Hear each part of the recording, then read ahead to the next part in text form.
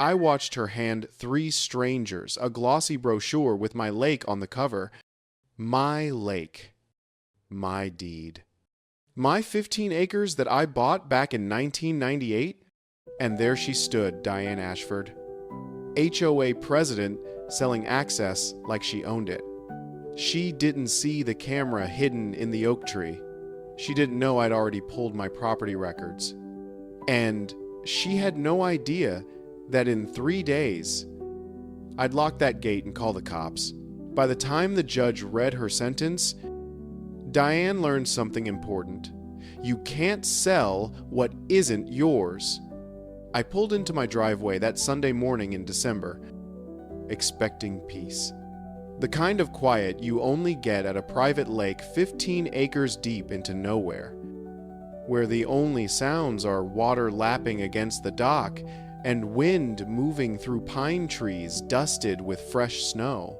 I'd bought this place back in '98 after my detective series sold, specifically because nobody could bother me here.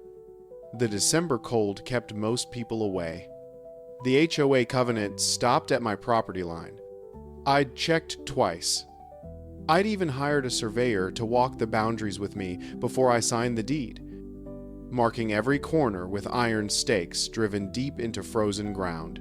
That surveyor, a gruff man named Tom with 40 years' experience, had looked me dead in the eye through the December wind and said, "Son, this lake is yours. Nobody else's. Not the county. Not the state. Not any HOA. Yours." I believed him then. I still believed him now. But the moment I rounded the bend toward the water through December snow, I knew something was wrong. A brand new chain-link fence stretched across the access road to my lake, padlocked shut with a sign zip-tied to the metal, "Private property. OA managed." The posts were sunk in fresh concrete, still slightly damp despite the December cold. Someone had done this recently. Maybe yesterday? Maybe this morning before dawn, while December frost still covered everything. I sat in my truck for 30 seconds, engine idling, staring at those words, HOA managed. My property, I killed the engine, climbed out into December cold, and walked toward the barrier slowly, the way you approach something that might be a hallucination. It wasn't. The metal was real. The lock was real. And behind it, down by the water, through the December landscape, I could see people, 4 of them, 3 strangers in business, casual, and 1 woman I recognized immediately, Diane Ashford. I'd seen her exactly twice in 3 years at HOA meetings. She'd always struck me as the type who thrived on small authority, the kind of person who quoted bylaws at neighborhood barbecues. Now, she stood on my shoreline in December, gesturing toward the water like a realtor showing property. One of the strangers took photos with his phone. Another scribbled notes. The third just stared at the lake, hands on his hips, nodding like he was already picturing his boat tied to my dock. I walked closer through December snow, boots crunching gravel loud enough that Diane glanced up for half a second. Her smile faltered. Then it snapped back into place. Wider, sharper. She said something to her group and started walking toward me, heels clicking on the frozen dirt path like a countdown. I stopped at the fence, waited. She reached the other side, tilted her head, and spoke first through December cold. "Mr. Wade? Good morning. I didn't expect to see you today." Her voice had that practiced cheerfulness people use when they're about to tell you something you won't like. I didn't return the smile. "What's going on here?" Diane's smile didn't waver. "Oh, this is just temporary infrastructure. We're organizing community tours. Your lake is such a beautiful resource, and we want to make sure residents understand the value of what we're managing here. I felt my jaw tighten. My lake is on my property. Private property. She actually laughed.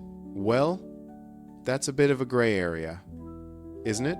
Natural water features are often considered shared resources. The way she said gray area made my teeth ache. There was no gray area. There was a deed. There was a survey. There was law. Show me the deed that says you own this lake. I said. Her smile finally cracked. Mr. Wade. I don't think you understand how community governance, I understand property law. I interrupted. I have a recorded deed and a certified survey. Do you have any legal documentation that gives the HOA rights to this water? Diane's expression shifted. The smile vanished. Her eyes went flat and cold. We'll be issuing a formal notice, she said, voice dropping to something harder. There are processes, reclassification procedures, and there will be management fees. $15,000 annually for lake access infrastructure. She pulled a folded paper from her pocket and held it out through the fence. I didn't take it. You're charging me to access my own property. We're charging for management. This is a community asset now. Mr.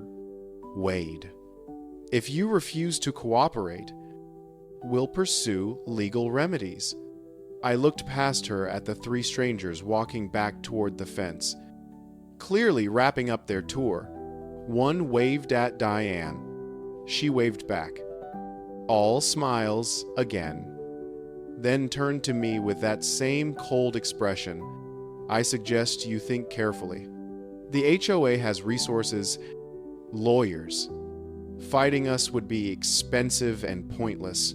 She dropped the paper on the frozen ground at my feet, turned, and walked back toward her group. I watched her shake hands with the strangers, hand them glossy brochures, laugh at something, one of them said. She pointed back toward the lake, made a sweeping gesture like she was presenting a kingdom. Then they all walked past me to a black SUV. Diane didn't look at me again. The SUV's engine started. Gravel crunched. They were gone. I stood there alone. The fence gleamed in winter sunlight. The paper fluttered at my feet. I bent down and picked it up. Official HOA letterhead. Notice of asset reclassification and management fee assessment. My name misspelled. A due date 3 weeks out. No legal citations. Just bureaucratic language and a number. $15,000. I read it twice. Then something shifted in my chest, anger cooling into something colder, sharper. This wasn't just wrong. This was stupid. And stupid left trails. I pulled out my phone.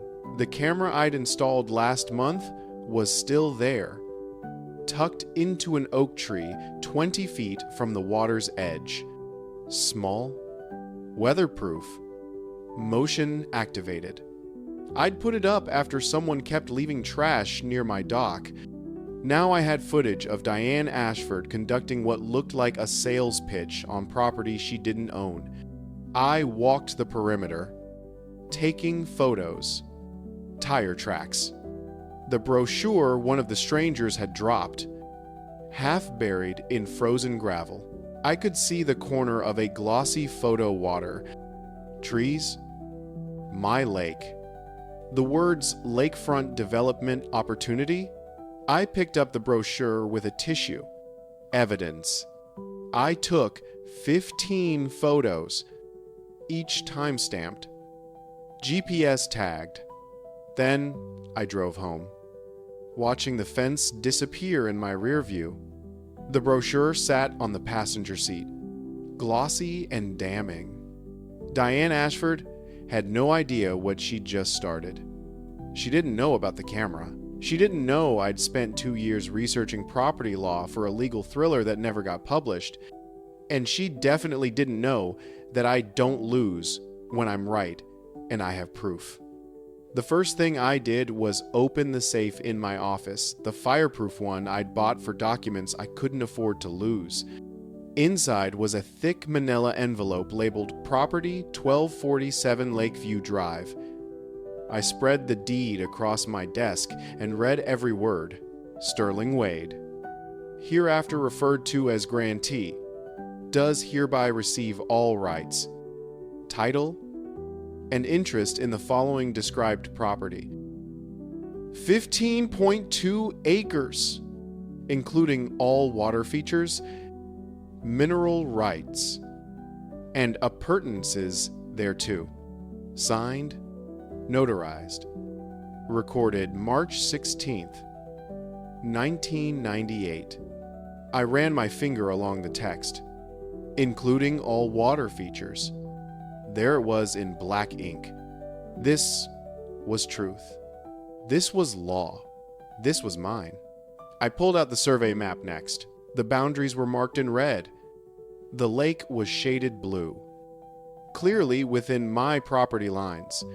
3.1 acres of water. The surveyor's signature, Thomas Garrett.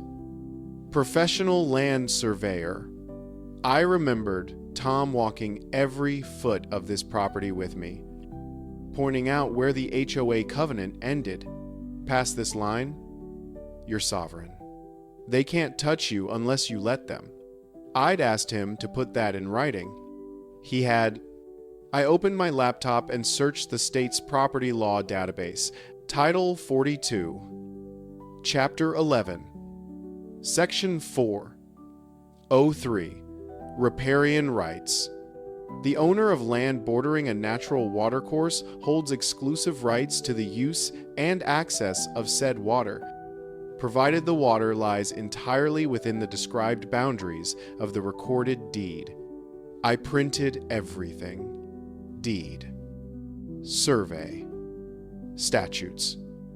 Case summaries. 20 pages that said the same thing. Diane was wrong. I called Vivian Rhodes, the real estate attorney who'd handled my closing 7 years ago.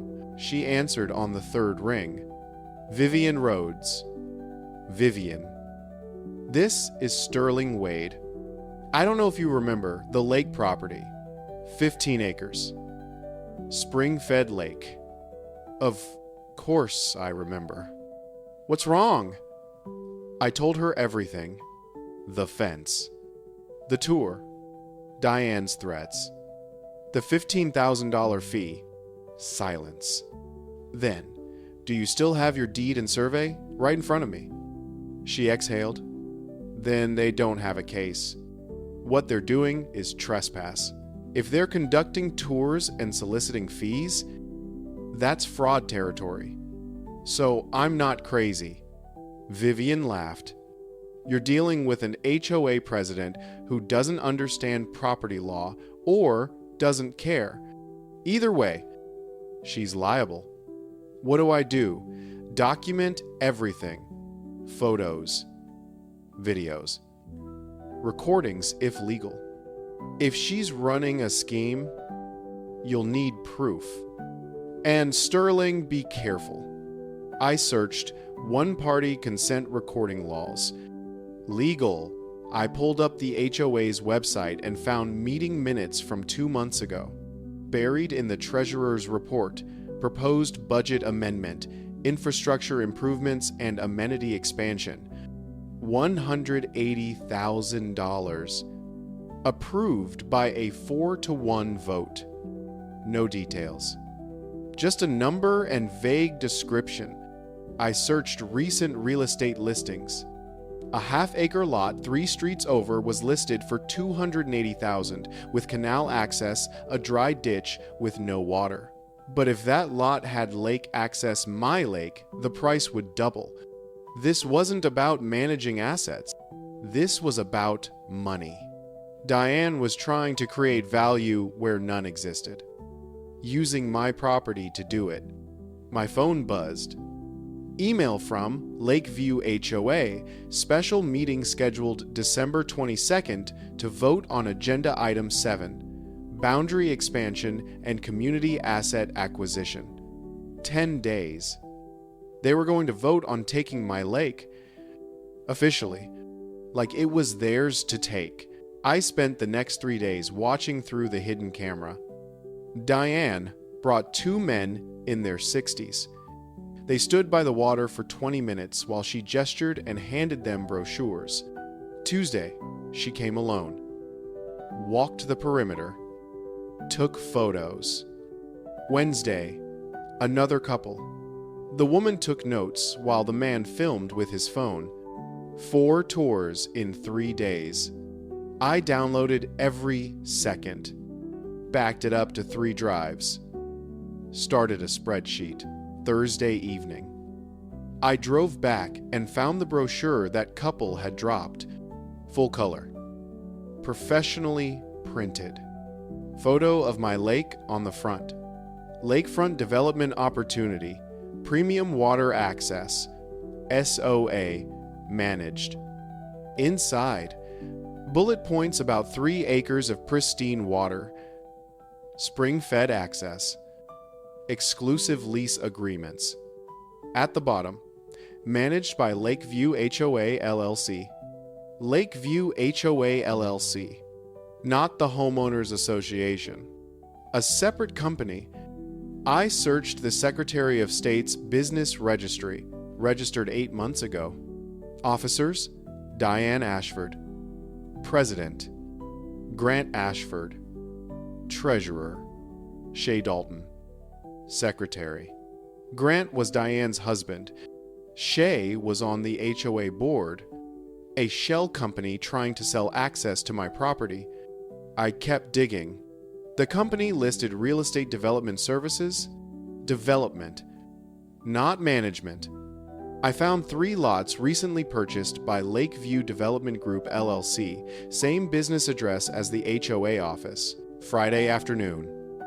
I followed Diane to the lake with a directional microphone, crouched behind a pine.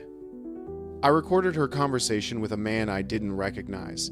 If we secure lake access, commission on 3 lots is $45,000 for you. The man, what's the timeline? HOA vote next week. Properties technically outside our jurisdiction. But we've drafted a boundary expansion proposal. Worst case, we settle with the owner. Even if we pay him $100,000, we're still profitable. And the owner, will he fight? Diane's voice turned dismissive. He's a recluse. Barely shows up to meetings. I don't think he has resources or appetite for a legal battle. We'll wear him down. I stopped recording. She thought I was weak. Thought I'd fold. She was wrong. That night, I made a decision. I wasn't sending a cease and desist yet. I was going to let Diane keep going. Let her dig deeper. Because the more she talked, the more evidence she created. I called one of the prospective buyers the number from the brochure. A woman answered. I said I was interested in the lake lease program. She launched into a pitch, 20-year agreements. $85,000 up front. Guaranteed access. We've already put down a deposit. How much? $25,000. Refundable if paperwork doesn't go through. But the HOA president said it's just a formality. $25,000. Diane had taken a deposit for property she didn't own. For rights she couldn't grant. That wasn't trespassing. That was wire fraud. Saturday morning, Diane came to my door. I saw her through the window before she knocked outfit sharp and commanding.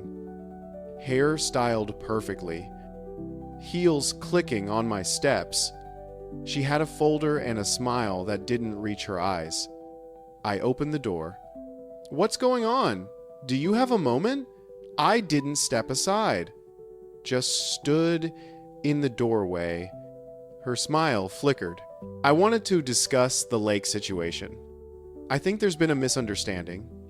Do you have documentation proving the HOA owns my lake? She blinked. Well, no. But then there's no misunderstanding. You're trespassing. You're soliciting fees for property you don't own. If you don't remove that fence by Monday, I'm filing with the county sheriff. Her expression hardened. The warmth drained out. You can't lock us out. That's obstruction of community access. Show me the deed. Show me the easement. Show me any legal document. She pulled out a paper. This is official notice. We're invoking our right to manage community assets. The covenant doesn't extend to my property. My attorney has checked. Diane's jaw tightened.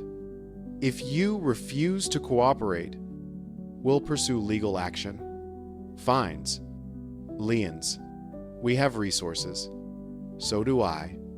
And mine include actual evidence. She stared at me, then turned and walked back to her SUV without another word. 2 hours later. Email from HOA legal team. You are required to remove all barriers within 48 hours. Failure will result in fines of $500 per day and a lien on your residence. I forwarded it to Vivian, they're threatening liens. Legal? Her response came in 10 minutes.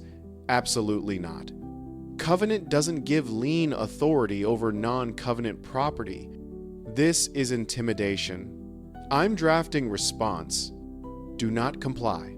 Vivian's response was 3 pages, citing the statute prohibiting HOA liens on property outside covenant boundaries, demanding proof of claim within 10 business days. She copied the county sheriff and state attorney general. That evening, Diane sent a personal email. Sterling, I think we got off on wrong foot. Let's meet. Coffee. No lawyers. Just neighbors. She was backing down. Or pretending to. I didn't reply. Next morning, I went to the county recorder's office, searched records for my property, found it. 6 weeks ago, someone filed intent to file boundary adjustment petition. Petitioner, Lakeview HOA LLC. A formal request to include my lake in HOA jurisdiction. Not approved. Not reviewed, but filed. On record. I printed everything. Back home. I dug deeper into Lakeview HOA LLC. Under business activity, property management and real estate development services.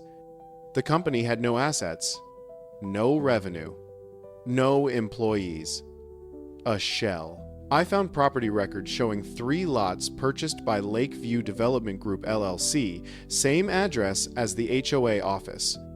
That afternoon, I called the woman who'd made the deposit. Did you get paperwork? Just a receipt and email saying lease would be finalized after HOA vote. Would you forward it? I was starting to think something illegal was happening. Hold on. 2 minutes later, the email arrived. From Diane's personal account, thank you for your deposit of $25. 000. Your lease priority for Lakeview Lake access has been secured. Final paperwork will be executed following HOA approval on December 22nd. She'd put it in writing. A promise to sell access to property she didn't own. I called Vivian. I just found proof they're running fraud. Deposits. Shell companies. Fake filings. Send everything. If they're taking deposits for property they don't own, that's wire fraud. Federal charges. The HOA meeting was in 4 days. I spent them building my presentation. Slides, evidence, timeline. This wasn't going to be a conversation. It was going to be an execution. The community center was packed when I arrived.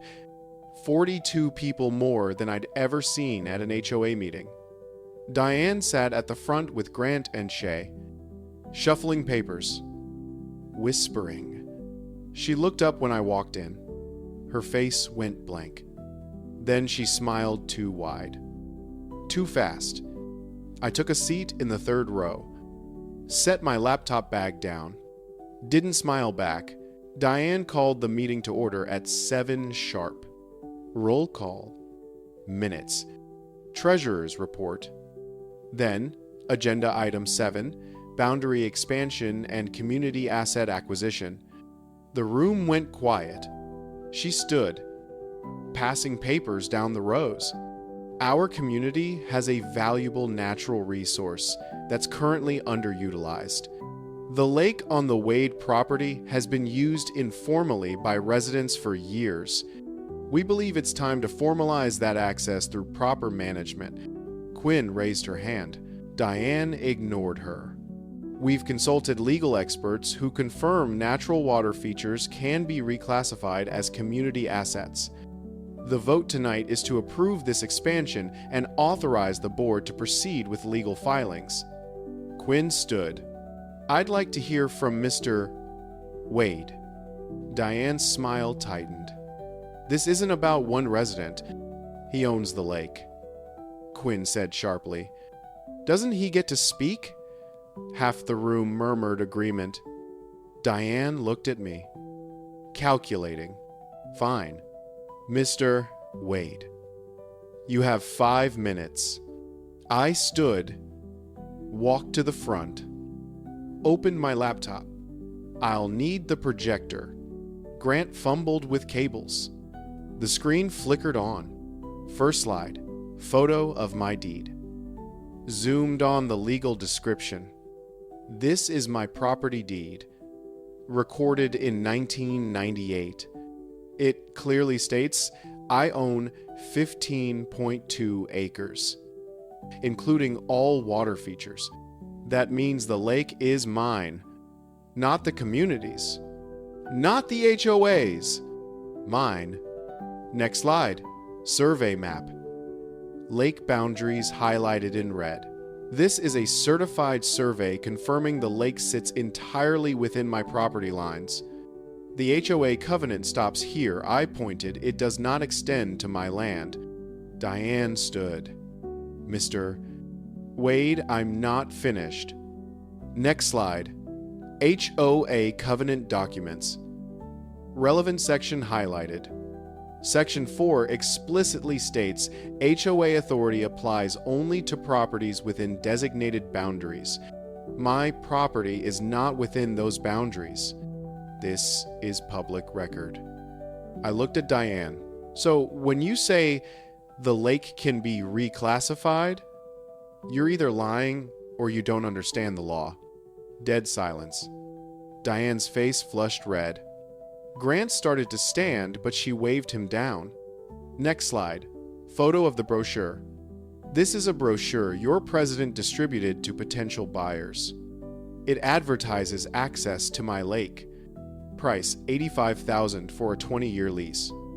Gasps rippled through the room. Next slide. The email from the buyer. This is an email from your president to a buyer. She collected a $25,000 deposit for access to property she doesn't own. That's not management. That's fraud. Diane shot to her feet. That's defamation. These are your words. Your brochures. Your emails. Next slide. Secretary of State registration for Lakeview HOA LLC. This is a shell company registered by Diane Ashford, Grant Ashford, and Shay Dalton 8 months ago. Business listed as real estate development. I turned to the board. Development? Not management. Quinn stood. You created a separate company? Diane ignored her. pointing at me with shaking hand. "You're twisting this." "With whose approval?" I asked. "Did homeowners vote? Did anyone know you were using HOA funds for a private development company?" Silence. Next slide. Budget amendment. $180,000 for amenity expansion. This was approved 2 months ago. For what? Does anyone know? Nobody answered. No engineering report. No invoices. Just payments to Ashford Consulting LLC. Next slide. Grant's company registration. Owned by Grant Ashford. He billed the HOA $35,000 for a survey that doesn't exist. Grant stood. Face purple. "That survey is in progress. Show me the report." He didn't have one. He sat back down.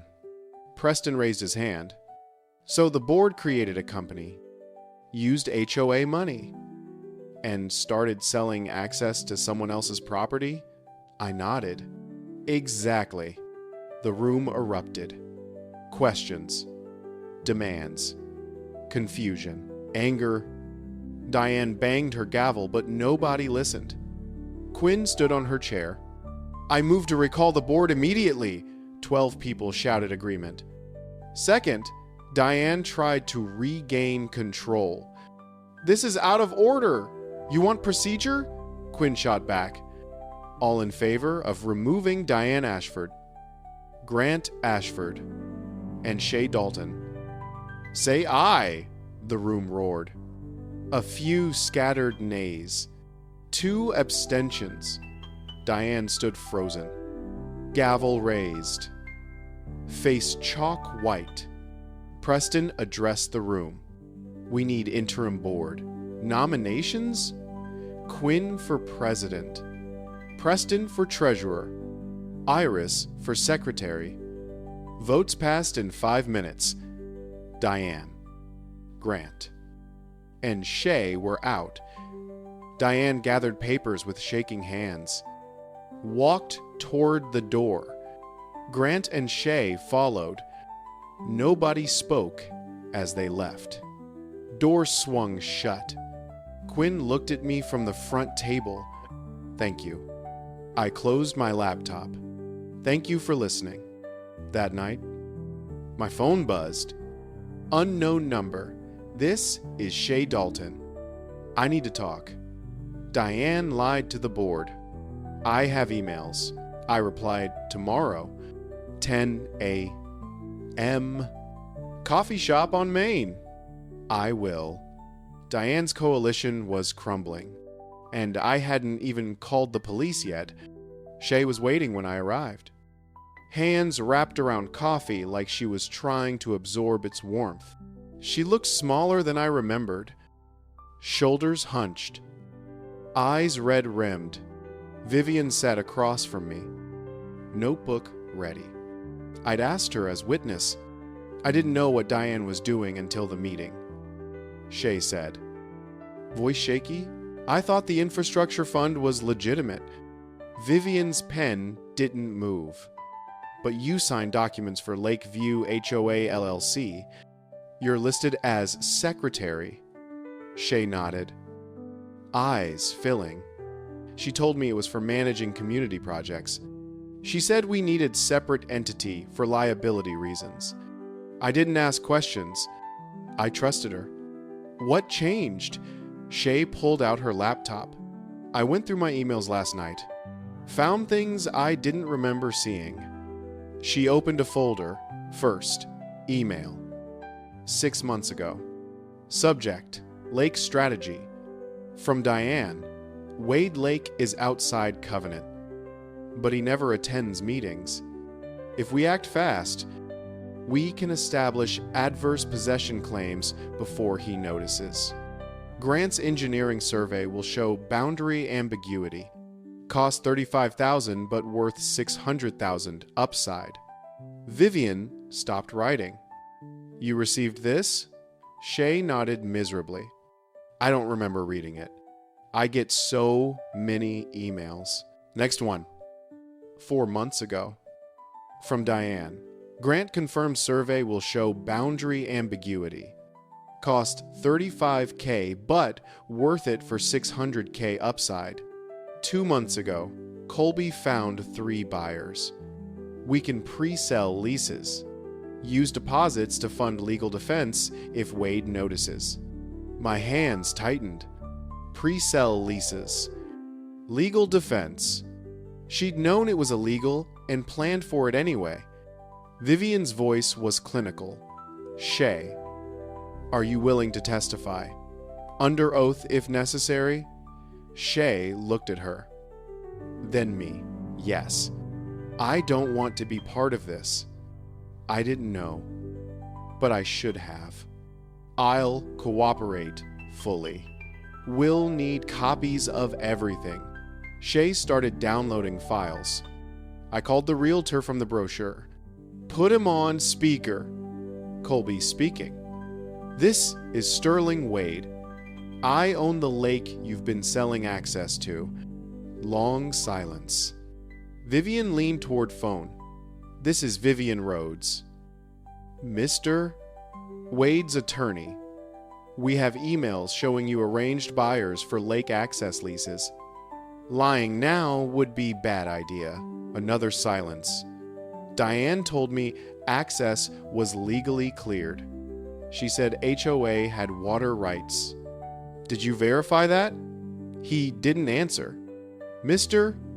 Colby, if you cooperated selling access without verifying ownership, you're liable for fraud. But if you cooperate now, that will be noted. Colby exhaled. What do you need? 20 minutes later, Shay had transferred emails to Vivian. Colby sent screenshots of texts with Diane. Commission agreements. Buyer contacts. Deposit receipts. Everything. Vivian and I went straight to the county sheriff's office. Detective Lawson looked up from his desk. I need to report fraud. Multiple counts involving HOA funds. False property claims. Wire fraud. That's a lot. Start from the beginning. I walked him through everything. Fence. Tours. Brochures. Shell company. Deposits. Emails. Vivian laid out evidence like a prosecutor. Deeds. Survey maps. Email archives. Recorded conversations. Bank statements showing $25,000 deposit by the time we finished. Lawson had filled 3 pages. This is solid. Trespass. Fraud. Embezzlement if HOA funds misused. Unlicensed real estate activity. He tapped the brochure. And if she took deposits through bank transfers for non-existent property rights, that's wire fraud. Federal jurisdiction. Vivian nodded. We'd like formal complaint and restraining order to prevent evidence destruction. Lawson picked up his phone. I'll loop in DA's office. Wire fraud is their territory. But I can open investigation on state charges immediately. The assistant DA arrived 20 minutes later. Listened. Asked questions. Reviewed documents. We're filing. Trespass. Fraud. 3rd degree. Embezzlement. Unlicensed brokering. I'll coordinate with FBI on wire fraud. He turned to me. You'll need temporary restraining order. Vivian had paperwork ready. Filed this morning. Hearing tomorrow at 2. The hearing was in a small courtroom with wood-paneled walls. I sat with Vivian. Diane sat across the aisle with a public defender who looked like he'd been assigned an hour ago. The judge entered. Everyone stood. Please be seated. This is motion for temporary restraining order in Wade versus Ashford. Ms. Rhodes? Vivian laid out the case in 5 minutes. Property rights. Evidence of trespass. Evidence of fraud. Threat of continued harm. She submitted deed. Survey. Emails. Brochures. Deposit records. Judge read silently. Then looked at the defender. Does your client have documentation supporting claim to this property? He stood. Your Honor, my client made mistakes in communication, but no criminal intent. She believed there was community easement based on historical use. Do you have evidence of this easement? Recorded document? Survey? He hesitated. We're working on obtaining. That's a no. Judge turned to Diane. Miss Ashford, did you receive deposits from buyers? Diane's voice barely audible. It was option fee. Refundable. Judge's eyes narrowed.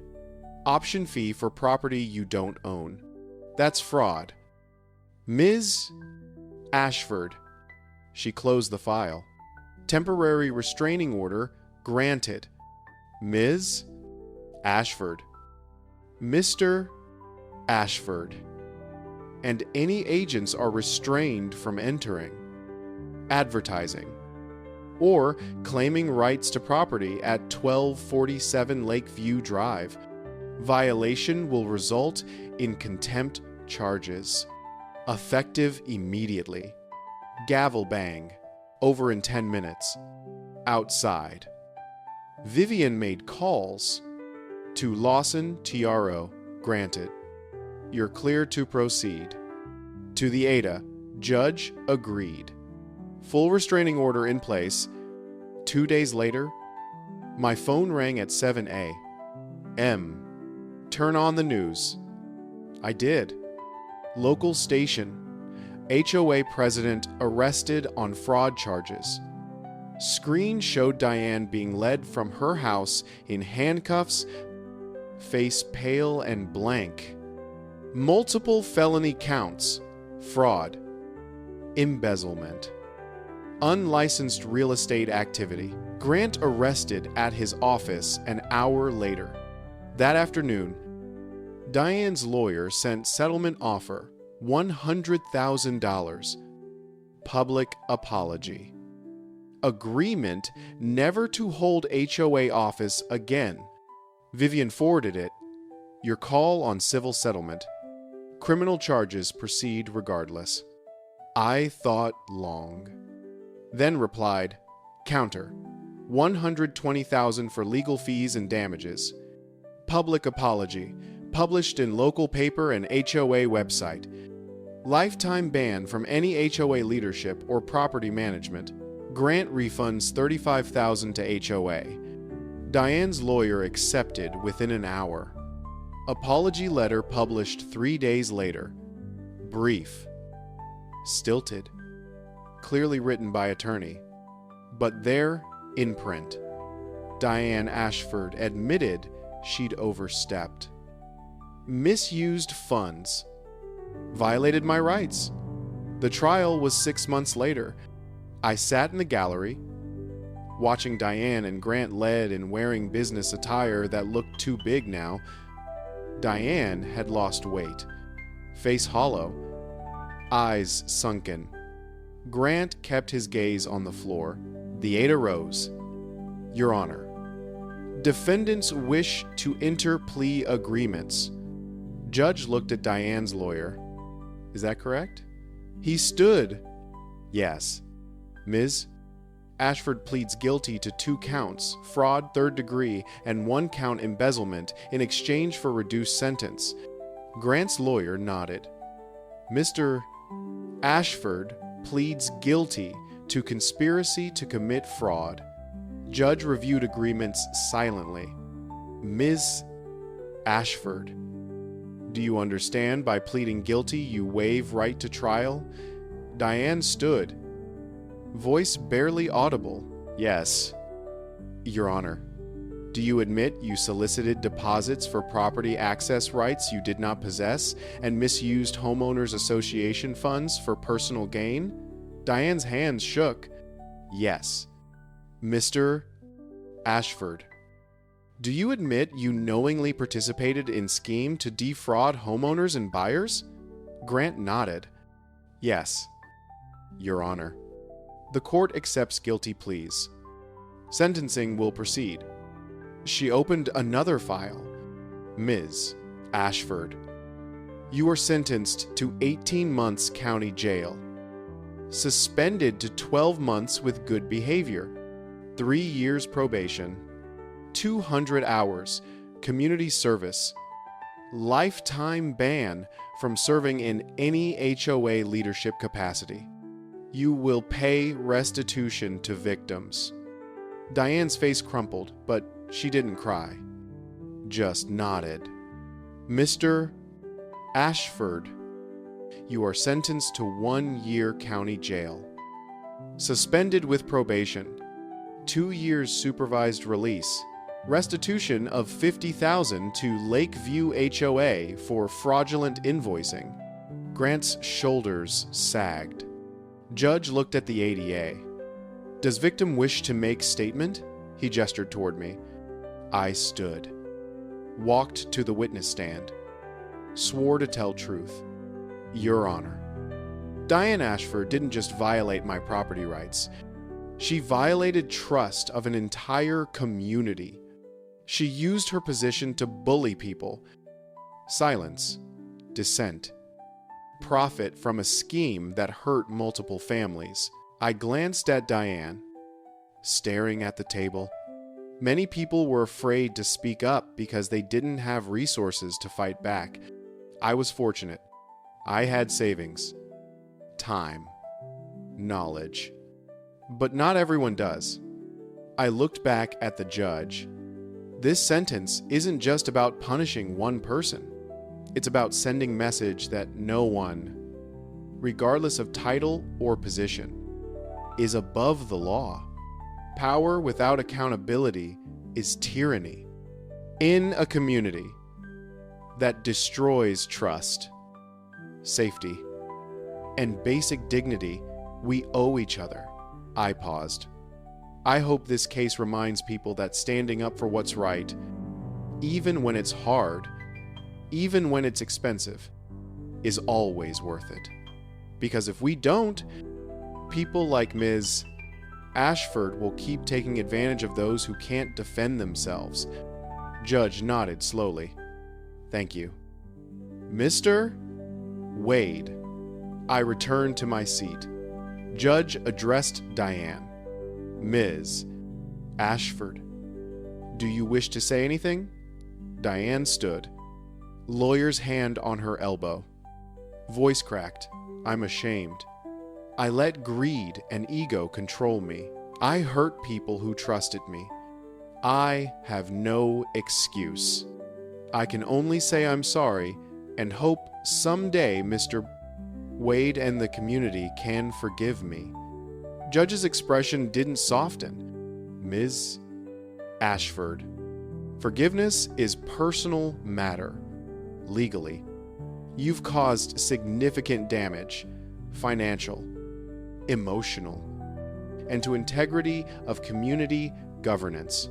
This sentence reflects both punishment and opportunity for rehabilitation. I hope you use it wisely.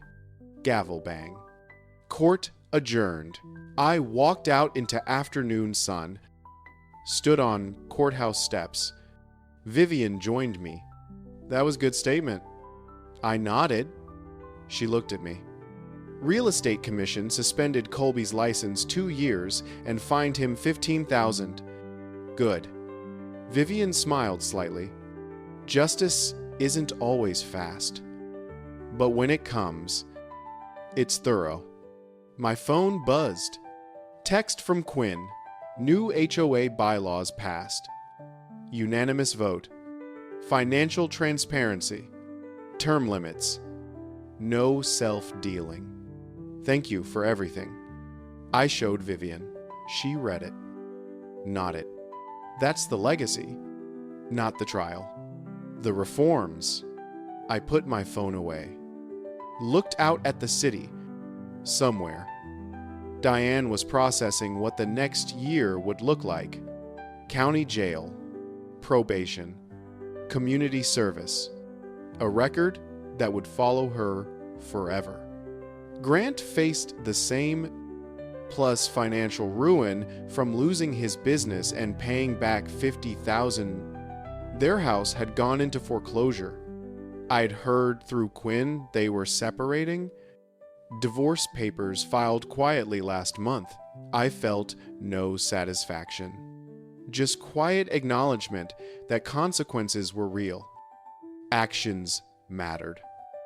The law, when applied correctly, worked. Week later, I received certified copy of court's final judgment. All charges against me. All liens threatened by HOA. All claims to my property dismissed with prejudice. The lake was mine. Legally. Unambiguously. Forever. I framed the letter. Hung it in my office next to deed and survey. Not as trophy. As reminder that when someone tries to take what's yours, you don't fight with anger or violence. You fight with evidence, patience, law. And if you're right, if you're thorough, if you refuse to back down, truth wins. That evening, I walked down to the lake for the first time in months without checking for trespassers. The gate was gone, removed 2 weeks ago. The fence was gone, hauled away by crew Quinn hired with HOA funds to undo damage. Water was still, sun setting, casting gold across surface. I stood on dock, hands in pockets, listened to evening birds and wind through trees. My lake, my land, my peace. Restored not by force, but by law. Not by rage, but by reason. I thought about Diane, sitting in cell somewhere, counting days until release. About Grant, working whatever job he could find to pay restitution. About Shay, who cooperated fully and avoided charges, now volunteering on new HOA board's ethics committee. Trying to rebuild reputation. About 3 families who'd put down deposits, who got money back through restitution, who learned hard lesson about verifying claims before trusting authority. Everyone paid a price. Some deserved it more than others, but the system worked. Slowly, painfully, but it worked. 3 months after trial, I sat on small dock with coffee. Watched morning mist rise off water. Air was cool. Perfect. I used to think peace was absence of conflict.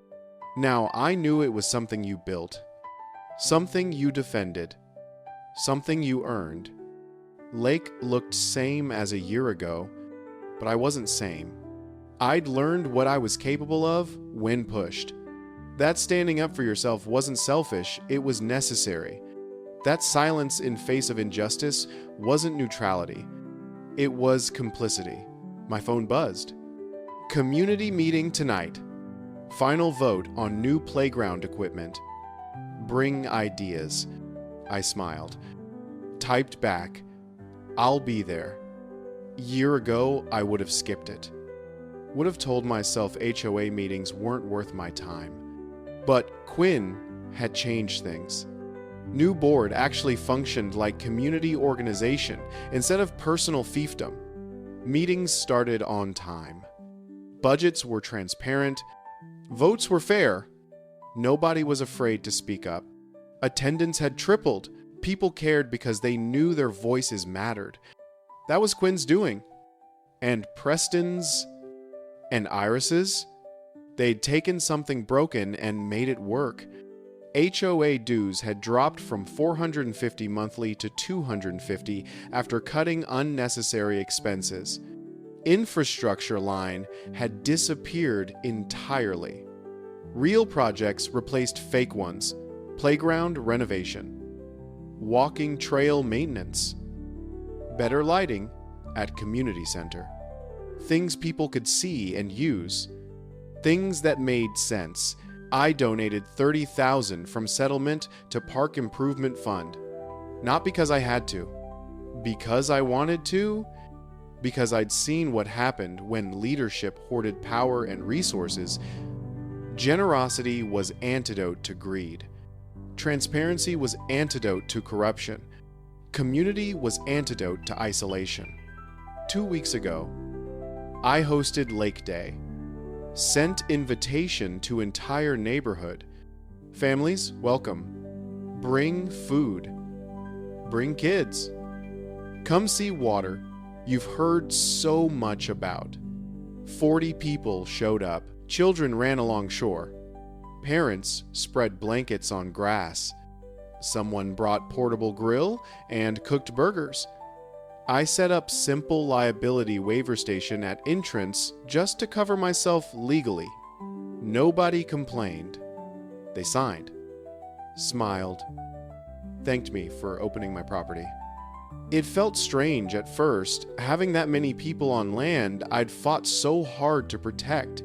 But then I realized I wasn't protecting Lake from community. I was protecting it from people who wanted to exploit it, sharing it voluntarily on my terms with people who respected it that felt right. One little girl, maybe 7, came up while I was refilling cooler with ice. "Is this really your lake?" I nodded. "It is." She looked out at water, eyes wide. "It's so pretty. Thank you for letting us see it." That moment stayed with me. She understood something adults had forgotten. Ownership didn't mean hoarding. It meant stewardship. I owned Lake legally. Yes, but I also had responsibility to it to keep it clean. Protect it. Make sure it was still here 50 years from now when that little girl was my age. Diane had seen Lake as commodity thing to monetize. I saw it as trust gift. I'd been lucky enough to afford and stubborn enough to defend. Later that afternoon, Shay stopped by.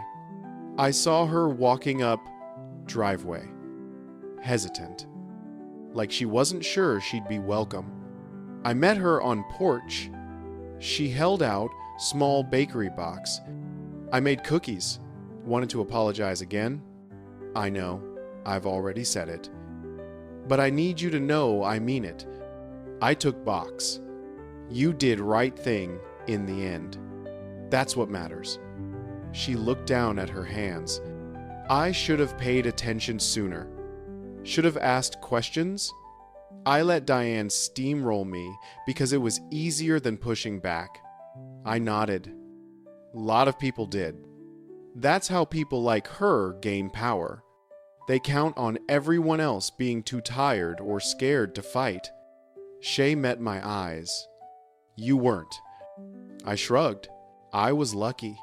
I had resources. Not everyone does. She smiled faintly. Quinn told me you donated to Park Fund. That was generous. I looked past her toward trees, toward Lake Beyond.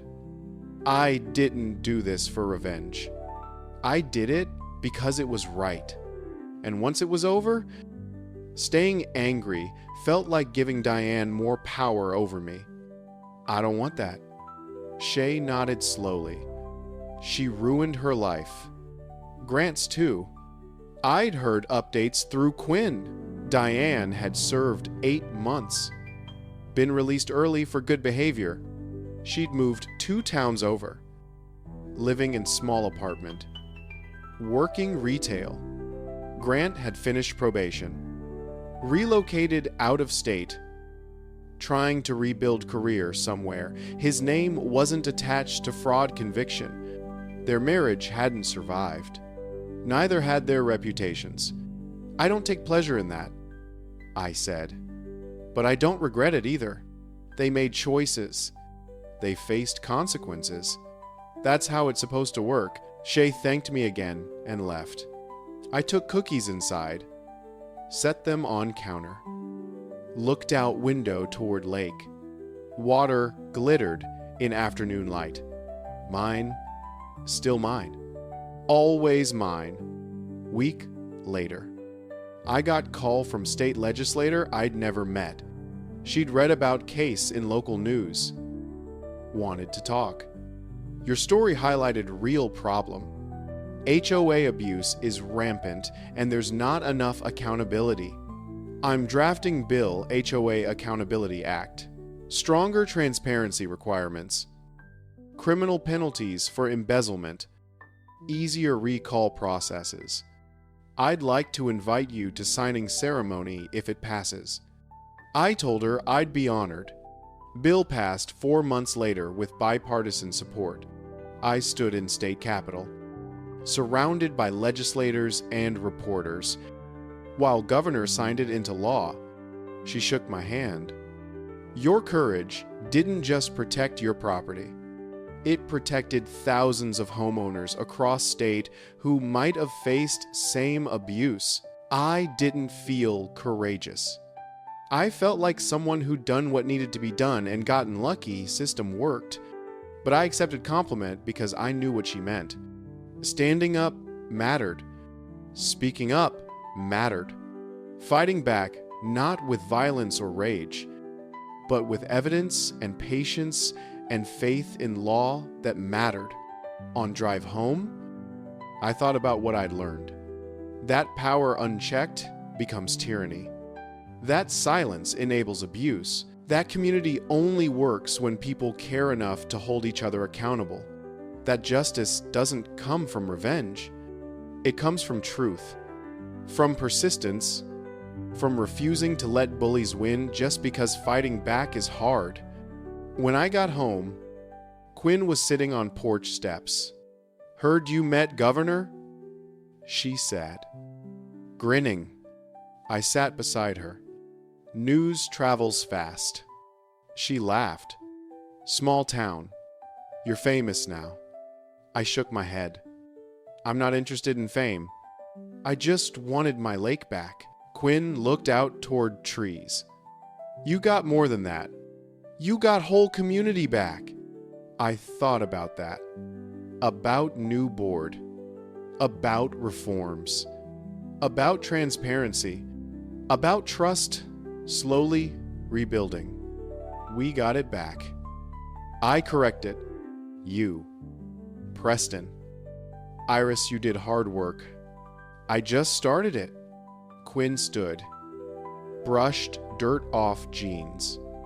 You did more than start it. You showed people it was possible to win. That matters. She walked back toward her car. I stayed on porch, watching sky turn orange and pink as sun set behind trees. That evening, I walked down to lake one more time.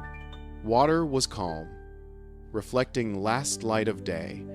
I stood on dock, let myself feel everything. I'd been too busy to process over past year. Fear, anger, exhaustion, relief, and finally, peace.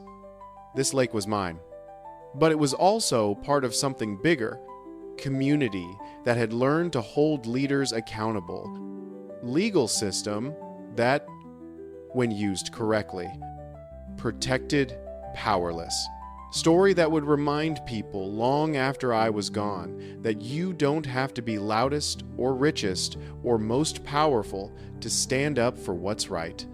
You just have to be willing to try. I turned, walked back toward house, leaving water behind in fading light. Tomorrow, I'd start new book. Not mystery this time. Story about man who fought City Hall and won. Fiction? Maybe? Or maybe not. Either way, I had plenty of material, and this time I knew exactly how it ended. With truth. With justice. With lake that belonged to person who'd earned it not through force or fraud, but through patience, evidence, and unwavering belief that law, when applied correctly, protects those willing to defend what's theirs. The fence was gone. The threats were gone. The corruption was gone. All that remained was water, trees, and peace earned through struggle worth having. My lake, my land, my victory. Not because I was stronger, because I was right, and because I refused to let someone take what was mine just because they thought I wouldn't fight back. Diane Ashford learned the hard way. You can't sell what isn't yours. And Sterling Wade learned something too. Sometimes the quietest battles fought with evidence instead of anger are the ones that change everything. The lake still hums with life each morning. Birds still call across water. Sun still rises over trees. But now, it does so over land that's been defended, protected, and shared on terms that respect both ownership and community. That's not just victory, that's justice. And it's worth every moment it took to achieve